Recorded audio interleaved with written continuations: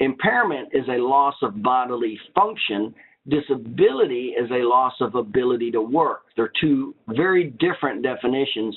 And remember, oftentimes when somebody asks you for a disability rating, a lot of times they'll ask for a disability rating, and that's kind of a generic, they use it as a generic term.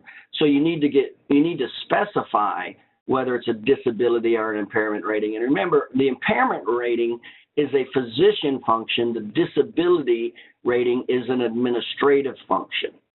As a physician, you're more likely to do impairment ratings and highly unlikely to do disability ratings.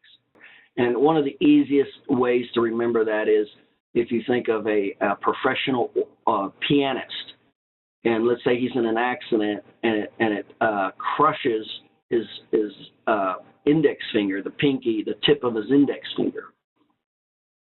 Well, that person would have a very low impairment rating, very, very low. So losing function of your last digit and the tip of your last digit is a very low impairment rating. You can, in other words, you can live life pretty well without that function.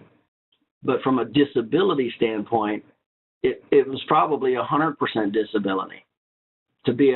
For him to be a professional or a pianist, he needs that in the tip of that index finger.